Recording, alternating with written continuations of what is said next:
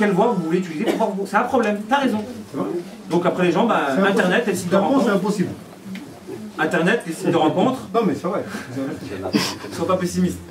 De toute façon, on va essayer de. Je vous dirai quelle est la voie, la meilleure des voies pour pouvoir rencontrer. C'est pour ça qu'il y a Internet, c'est une voie. C'est dur, sinon, Internet, c'est une voie, mais voilà. Je prends l'exemple, je sais pas, une sœur, elle met un compte sur Internet, elle va recevoir 2000 messages, elle va faire. Je choisis qui?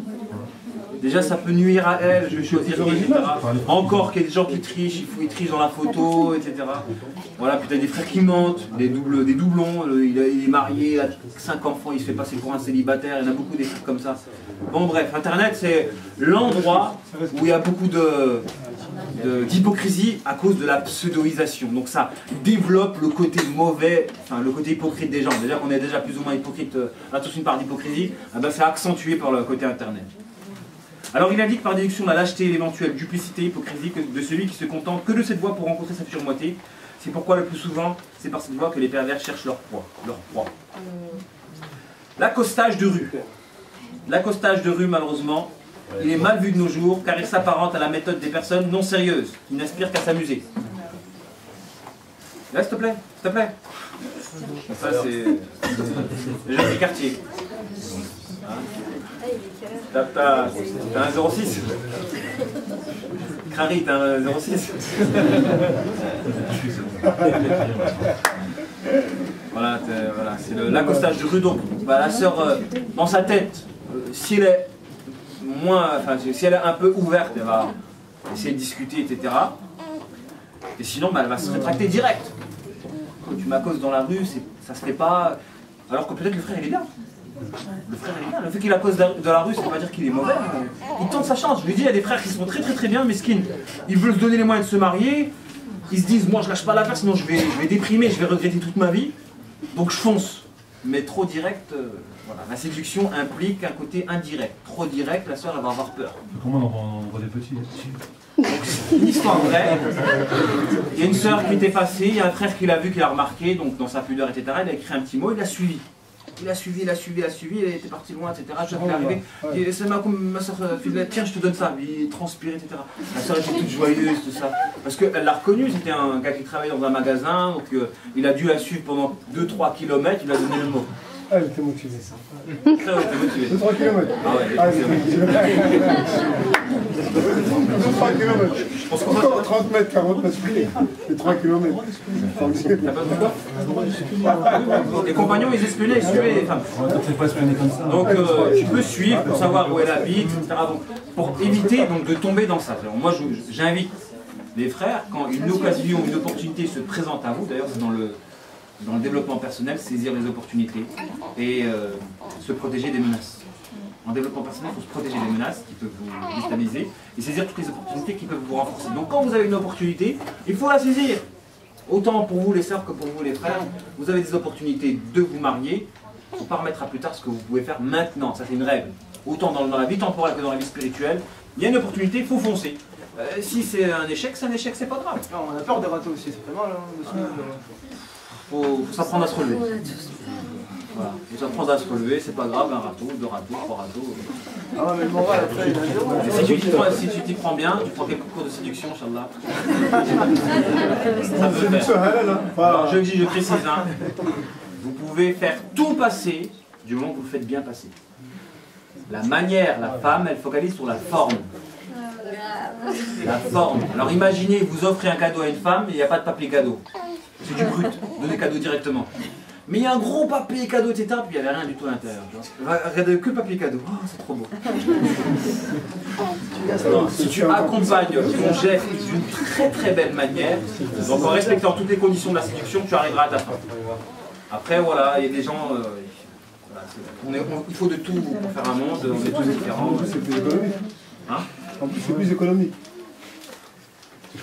Donc l'accostage de rue est mal vu de nos jours car il s'apparente à la méthode des personnes non sérieuses qui n'aspirent qu'à s'amuser. C'est pourquoi les femmes voient d'un mauvais œil celui qui les aborderait dans la rue. Le succès est donc fonction ici de la manière dont peut se réaliser l'approche. Tout dépend de la manière dont le frère va approcher la sœur. Certains frères promeuvent de leur côté le suivisme discret de la femme remarquée jusqu'à son domicile afin de pouvoir demander sa main, et d'autres n'hésitent pas à l'aborder subtilement afin de gagner la confiance susceptible d'assurer la poursuite par la suite de la saine démarche. Donc il y en a qui vont dire qu'il faut l'aborder vite fait pour avoir au moins de quoi poursuivre, coordonner, voilà. D'autres qui vont suivre pour pouvoir demander la main directement au père, au prétendant, sachant où elle habite. Donc, voilà. Donc, soit on accoste directement dans la rue, soit si on est sûr de soi et on sait qu'on ne va pas se heurter à un râteau, parce qu'il faut qu'on introduit, comme Fleury Michon tout à l'heure. Ah, tu sais, Fleury Michon, par rapport à ça, en fait, dès que tu lances le sujet, il y a un pont qui se crée, et dès que le pont qui se crée, tu peux analyser l'intériorité. Voilà. En fait, Si il faut se préparer au râteau. Il y a une statistique qui dit sur 10 nanas, il y aura 9 râteaux, mais obligatoirement un numéro de téléphone. Donc après, si on se prépare aux 9 râteaux, on aura la 10e à faire un numéro. Mais il faut être costaud. Moi je dis, il ne faut pas s'attendre à un échec. Il ne faut pas s'attendre à un échec. Il faut être sûr que ça va marcher. L'assurance est une condition de la réussite de la séduction. Et de toute façon, tu n'as rien à perdre. C'est le conseil de Fleury Michon. Toi, dès que tu as établi la connexion, après à partir de la connexion, tu peux savoir si tu peux poursuivre ou pas. On se concentre sur la parole fort. On t'entend pas, oui. Tu lui parles de Fleury Michon.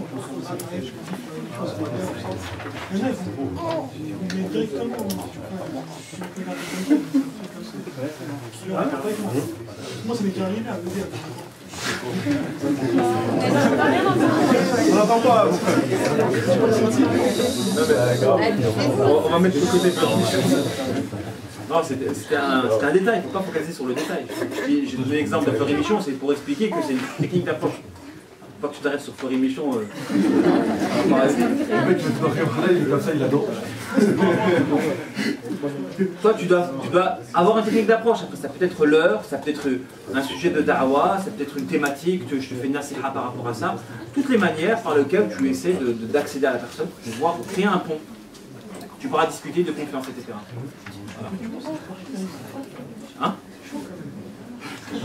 Ça dépend des gens. Il y a des gens, ils arrivent, et des gens, il y a des gens, ils ont une timidité qui est très forte. Il faut lutter contre cette timidité parfois.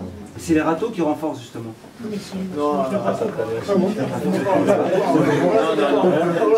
Ça s'éduque. Spirituellement, ça s'éduque.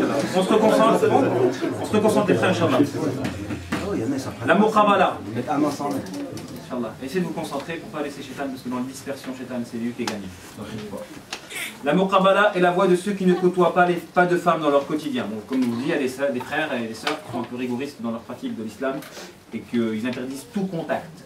Téléphonique, mixité, vocal, tout contact. Donc pour eux, ils ont la seule solution, c'est la muqabala, qui est devenue comme un concept, c'est la seule manière de rencontrer. Alors je veux remettre les choses à leur place. La muqabala, comme eux l'entendent, n'est pas la muqabala des compagnons. Il faut remettre les choses à la place. Les compagnons, quand ils voulaient se marier, ils voulaient se marier pour se marier. Ils ne voulaient pas faire de muqabala pour éventuellement se marier. La muqabala, je fais 1, 2, 3, 4, 5, 6, 10, ça n'existait pas. Il n'y a aucun hadith qui le dit. Oui. Ici, Ah, t'es obligé de dire Khari avant de commencer? Fais pas exprès, fais pas exprès. avec une sœur, on commence à parler dans la rue, comme tu dis, tout à l'heure. Il y a besoin de faire mon Kabbalah après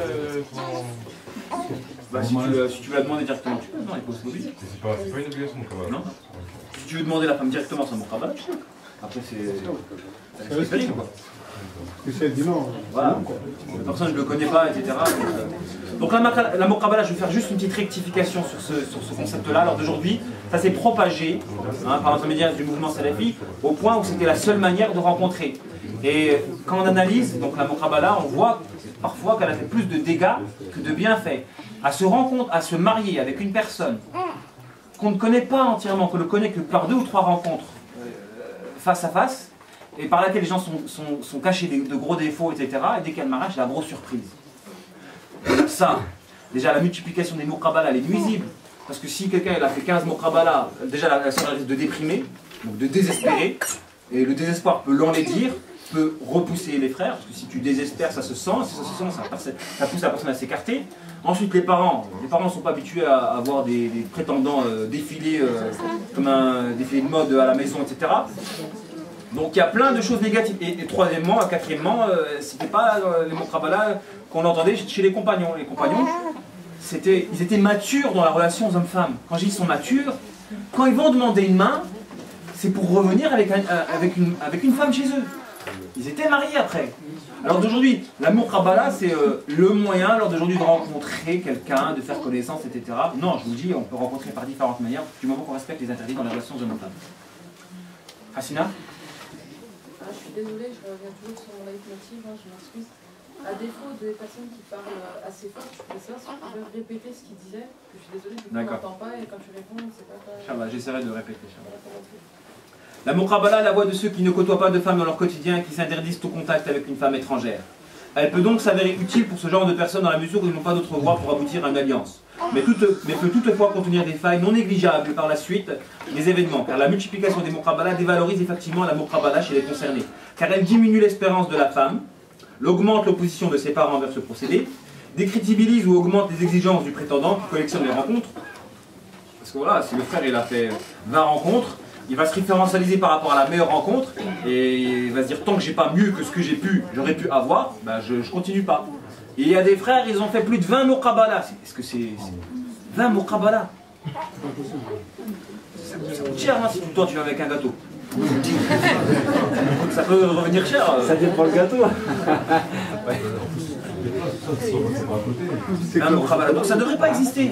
Je vous dis déjà, ça c'est un problème au niveau du cœur. Qu'il y a autant de muqabala, de rencontres qui n'aboutissent pas, le problème au niveau du cœur. Les compagnons, c'était pas comme ça. Ils allaient se marier, c'était pour se marier. Donc méfiez-vous de ce concept-là qui est vraiment mis en avant. Et qui, est-ce que vraiment ça répond à la problématique du célibat à l'heure d'aujourd'hui?